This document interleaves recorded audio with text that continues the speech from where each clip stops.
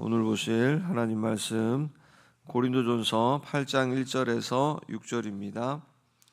고린도전서 8장 1절에서 6절까지 보도록 하겠습니다. 우상의 제물에 대하여는 우리가 다 지식이 있는 줄을 아나 지식은 교만하게 하며 사랑은 덕을 세우나니 만일 누구든지 무엇을 아는 줄로 생각하면 아직도 마땅히 알 것을 알지 못하는 것이요 또 누구든지 하나님을 사랑하면 그 사람은 하나님도 알아주시느니라.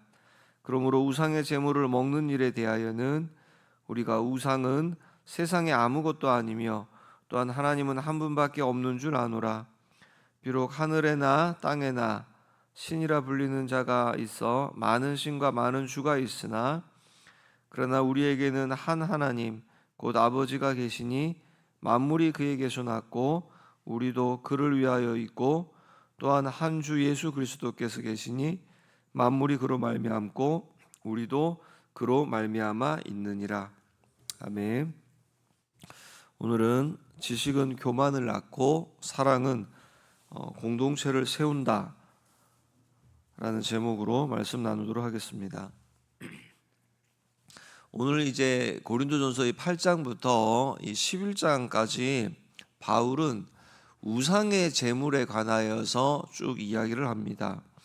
이렇게 여러 장에 걸쳐서 우상의 제물에 관하여서 이야기하는 것을 보면 단순히 이것이 우상의 제물을 먹는 것뿐만이 아니라 우리 그리스도인들의 권리, 그러니까 그리스도인들의 자유에 대한 부분까지 다루면서 권면하고 있는 내용들입니다. 그러니까 겉으로 보면 그냥 우상에게 바쳐졌던 그 제물을 먹는 것처럼 보이지만 그 근본 문제는 그리스도인들에게 주어진 그 자유를 내가 어떻게 사용해야 하는가라는 문제와 동일한 것으로 보기 때문에 함께 다루고 있습니다. 오늘 본문 1절을 보시면 우상의 제물에 대하여는 우리가 다 지식이 있는 줄을 아나 지식은 교만하게 하며 사랑은 덕을 세운다라고 합니다. 고린도 교회는 우리가 알고 있는 것처럼 이방 땅에 세워진 교회로서 우상의 문화 가운데서 살아온 사람들이 복음을 받아들여서 세워진 교회입니다. 그래서 이 우상 문화 중심 가운데 있는 성도들을 가장 어떻게 보면 힘들게 했던 부분이 우상의 제물에 대한 것입니다. 여기서 말하는 우상의 제물이란 우상에게 먼저 희생 제사를 드린 후에 먼저 우상에게 제물로서 바쳐진 그 후에 남은 고기를 말하는 겁니다. 유대인들과 기독교인들은 이걸 상당히 부정하게 여겼습니다. 그런데 이 고린도에 사는 일반 그 시민들은 이 정기적으로 우상의 신전 앞에서 그들은 제사를 드렸으며 대부분의 모든 집회들이 이렇게 우상 신전을 중심으로 이루어졌습니다. 그렇게 엄청난 양의 고기들이 제물로 다 바쳐지고 이렇게 바쳐진 이후에 그 고기는 일반 시장으로 유통이 되어져서 사람들에게 판매가 되어지는 것입니다. 그때에 이 이방 신전들이 이 유통 과정 가운데에서 도매상 역할을 하였고 그렇게 고린도 지역에 사는 사람들의 식탁에까지 이 고기가 오르게 됩니다. 당시에는 또한 길드라고 하는 상인 조합이 있었는데 이 고린도에서 상업 활동을 하기 위해서는 무조건 이 조합에 가입해야만 가능했습니다. 가입하지 않으면 상거래 활동 일체를 할 수가 없었습니다. 그런데 가입 조건이 뭐냐면 우상에게 그리고 황제에게 절하는 것입니다. 결과적으로 조건이 우상을 숭배하는 것이라는 거죠. 뿐만 아니라 당시 고린도 이 도시 가운데 이런 가정들마다 가정의 모든 이런 대소사 크고 작은 많은 행사들조차도 이런 신전에서 가까운 친지들을 초청해서 이루어졌습니다. 그러다 보니까 그리스도인들조차도 이런 잔치, 이런 또 모든 모임 가운데 초대되었고 행사 이후에 이렇게 제사를 드리고 남은 그 고기를 나누어 먹거나 집으로 가지고 와서 양식으로 삼거나 시장에 내다 팔기도 했습니다. 그러니까 고린도 성도들은 당시 이런 상황 가운데에서 살아가고 있었죠. 그들의 삶 속에서 산 가운데서 먹게 되어지는 이런 고기는 거의 대부분이 90% 이상이 우상의 제물이었습니다. 물론 가끔 유대인들 가운데에 이렇게 로비를 해서 관원들에게 로비를 해서 우상에게 드려지지 않은 제물을 가지고 오긴 했지만 그건 보편적이지 않은 극히 아주 일부분인 거죠. 그러니까 당시 고린도 교회에서는 이런 상황 가운데 평생 율법을 지키면서 우상의 음식을 죄로 여겼던, 그러니까 유대교를 믿으면서 이렇게 개종하였던 유대교에서 개종한 크리스찬들이 있었고, 또한 이 이방인 개종자들, 그러니까 평생 우상의 제물을 아무렇지도 않게 먹고 마시며 즐겼던 이 이방인들이 함께 섞여져 있었습니다. 그러니까 이들 가운데 특별히 갈등이 심화될 수밖에 없었습니다. AD 한 49년 정도, 50년 예루살렘 공회에 의해서, 그래서 특별히 교회 지도자들이 이방인 개종자들에게 대해서 이런 부탁을 하게 되죠. 너희는 상관없다고 하는데 지금 유대교에서 이렇게 개종한 이 그리스도인들, 이들은 평생에 유대교들은 자신들의 율법 가운데에서 우상에게 바쳐진 제물을 부정한 것으로 여겨왔다. 그래서 그들이 개종을 하였지만 그들은 그런 시간을 보내면서 이런 이 음식을 먹는 것을 그들은 부정한 것으로 꺼려한다. 그러니 이방인 개종자, 너희들이 이 우상에게 바쳐진 제물을 먹는 것, 이 율법을 지키는 것이 구원의 조건은 아니지만 너희를 바라보는 유대인 개종자들이 너무나도 마음이 불편하고 힘들어한다. 그러니 좀 조심해 주면, 그러니까 배려를 이렇게 요청합니다. 그러니까 구원의 조건이 아니라 공동체를 위한 배려의 조건이었습니다. 그러나 앞서 말씀드린 것처럼 이 고린도 시내에서 파는 고기는 다 우상의 제물이었습니다.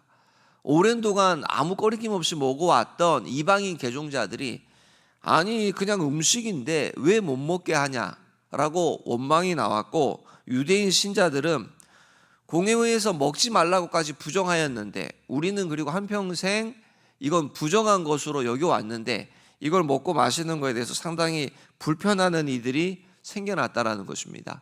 자, 그런 가운데 다시 오늘 본문 1절을 보시면 우리가 다 지식이 있는 줄을 아나 지식은 교만하게 하며 사랑은 덕을 세우니라 라고 합니다.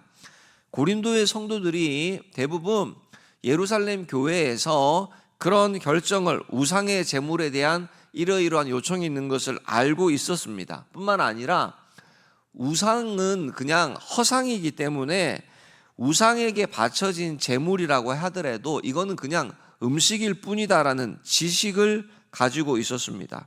자, 그런데 바울은 이 고린도 성도들 가운데에 이미 이런 지식을 가지고 있는 줄을 내가 알고 있다라고 하면서 여기 지식은 교만하게 하며 사랑은 덕을 세운다라고 이야기합니다. 이것은 이 지식 자체가 사람을 교만하게 한다라고 말하는 것이 아니라 그리스도의 그 사랑이, 그 실천이 실천되지 않는 그런 지식은 그것은 사람들을 교만하게 만든다라는 것입니다.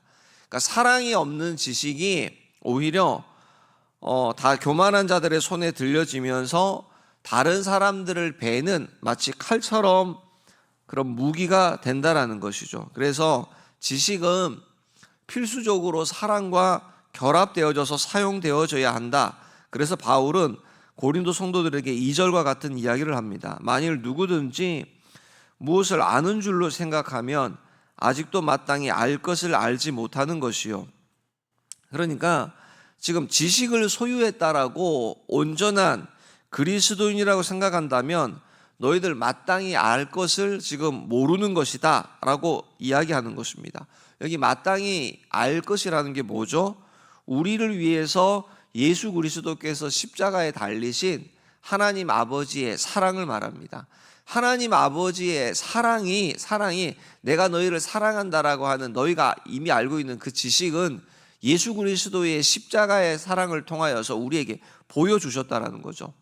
요한일서 4장 7절 가운데서도 보면 하나님을 사랑한다라고 하면서 내가 하나님을 사랑해서, 아니 하나님을 안다라고 하면서 나는 하나님에 대해서 잘 알고 있어라고 하면서 하나님을 사랑하지 않는 자는 하나님을 알지 못하는 자라고 말씀합니다. 마찬가지로 우상의 제물, 그거 아무것도 아니야 라고 하면서 지식을 가지고 있다고 하면서 그 지식을 그거 아무것도 아닌데, 그 우상 아무것도 아닌데 그거 먹는 거 가지고 뭐 저렇게 불편해하고 힘들어해 라고 하면서 다른 사람을 판단하고 정죄하는 용도로 사용한다면 우상의 제물에 대한 바른 지식을 가지고 있는 것이 아니라는 것입니다.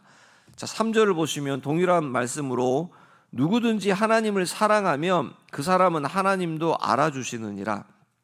그러니까 이 말은 하나님을 안다라고 하면서 사랑이 없이 지식을 남을 베는 칼로 사용하는 사람은, 그 사람은 어떻게 해요? 하나님을 그 사람은 알지, 하나님께서도 그 사람을 알지 않으신다라는 것이며, 하나님을 아는 그 지식을 하나님을 사랑하는 그 사랑에 근거하여서 바르게 사용하는 사람은 하나님도 그 사람을 아신다라는 것입니다.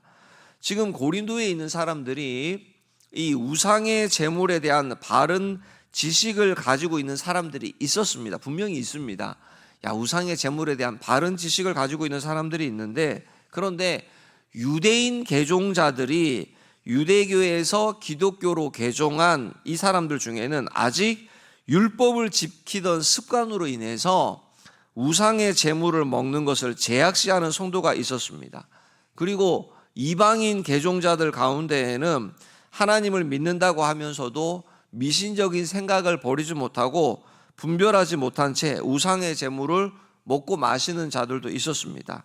그러니 이런 모든 이런 성도들과 함께 살아가는 우상에 대한 바른 지식을 가지고 있는, 이건 그저 음실뿐이라고 하는 그런 사람들이 이 두 부류를 보면 어떤 생각이 드냐면은, 우상의 제물을 먹는 것을 제약시하는 저 유대교 개종자들, 저 사람들 신앙의 수준이 낮다, 형편없구나, 아직 멀었구나 라고 치부해버리고, 분별 없이 막 먹고 마시는 또한 이방인 개종자들을 향하여서 보면서 우리가 정말 우리만 제대로 바른 지식을 가지고 있구나 라면서 행동하는 것으로 자기들만 좀 더 뭔가 고상하고 거룩하고 괜찮은 것처럼 여기는 사람들이 있었다라는 거죠.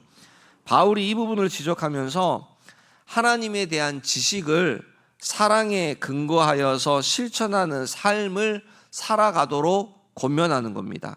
그래서 4절도 보시면요, 우상의 제물을 먹는 일에 대하여는 우리가 우상은 세상에 아무것도 아니며 또한 하나님은 한 분밖에 없는 줄을 아노라. 우상은 세상에 아무것도 아니다라는 이것이 우상의 허무함이 강조되어진 표현입니다. 왜 이런 말씀을 하고 있냐면, 바울은 우상으로 만들어진 형상 자체는 아무것도 아니지만 그 이면에 있는 악한 영의 존재까지 부정하지는 것은 아니다라는 것입니다. 돌로 나무로 깎아서 만든 게 그거 아무것도 아니죠. 그러나 분명한 것은 그 이면에 있는 악한 영의 존재나 이 세상에 있는 어떠한 존재도 하나님 외에 경배받을 수 있는 대상이 아니라는 것을 이야기하는 것입니다. 그러니까 고린도 교회 성도들은 이 땅에서 경배받을 수 있는 분은 오직 하나님 한 분밖에 없음을 분명하게 알고 있다라고 이야기합니다. 이게 고린도 교회 성도들이 가지고 있던 지식이었습니다. 그래서 이 지식을 가지고 있는 사람들에게 우상이라는 건 그냥 허상일 뿐이며 제물은 그저 음식일 뿐이었다라는 거죠. 계속해서 5절 보시면요, 비록 하늘에나 땅에나 신이라 불리는 자가 있어 많은 신과 많은 주가 있으나 이 땅에 존재하는 모든 우상들, 사람들이 그냥 자기 필요에 의해서 만들어 놓은 그 가운데에서 평안을, 안정을 추구하려고 만들어 놓은 결과물들이 많은 신과 많은 주가 있다라고 말합니다. 이 이방인들은 범신론적인 것, 모든 것에 다 다신적인 종교적 사상을 보여주고 있는 표현이죠. 6절 보시면요, 그러나 우리에게는 한 하나님 아버지가 계시며 만물이 그에게서 났고 우리도 그를 위하여 있고 또 한 주 예수 그리스도께서 계시니 만물로 그로 말미암고 우리도 그로 말미암아 있느니라. 이렇게 우상 숭배자와 그리스도인의 가장 큰 차이점이 뭐죠? 세상 사람들은 많은 신과 많은 주를 섬기고 그리스도인은 한 하나님과 한 주 예수 그리스도를 섬기는다라는 것이죠. 만물이 하나님과 예수 그리스도를 통하여서 기원을 갖고 있음을, 자, 그래서 이 지식을 갖고 있는 성도들은 예수 그리스도 안에서 우상의 제물을 먹기 때문에 아무런 문제가 없다라고 지금 이야기하는 것입니다. 자, 말씀을 정리하겠습니다. 오늘 바울이 이 고린도 교회 성도들에게 전하고자 하는 핵심은 무엇이냐면, 너희가 우상이 아무것도 아니다라고 하는 바른 지식을 가지고 있는 것은 옳다, 좋은 일이다. 그러나 그 지식에 사랑이 빠져 있다면, 그래서 누군가가 형제들을 실족하게 만든다면 그건 무서운 칼이 될 뿐이라는 거죠. 오늘날의 술, 담배 문제, 우리 시대 가운데 어떻습니까? 이게 그 예수 믿는다면서 직분을 받았으면서 아직도 주초 문제를 해결하지 못하고 라고 누군가에게 그게 오히려 어떻게 해요?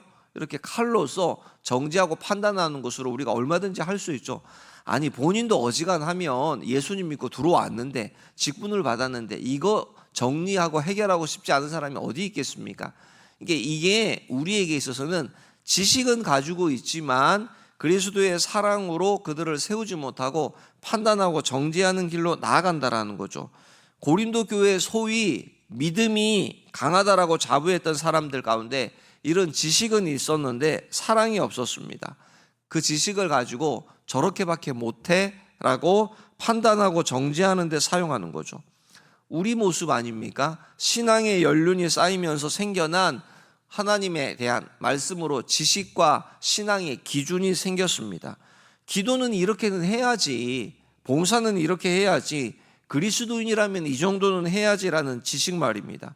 근데 그 지식이 연약한 지체를 품어주는 자리까지 나아가지 못하고 그저 내 자신의 지식을 자랑으로서, 교만으로서 다른 일을 판단하고 정죄한다라고 하면 그냥 칼로서 죽이는 것이죠.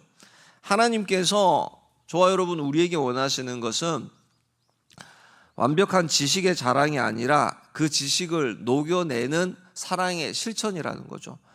그러니까 예수 그리스도의 지식을 알면 아는 걸로 내 삶 가운데 어떻게 실천하는 자리 가운데 나아가야지.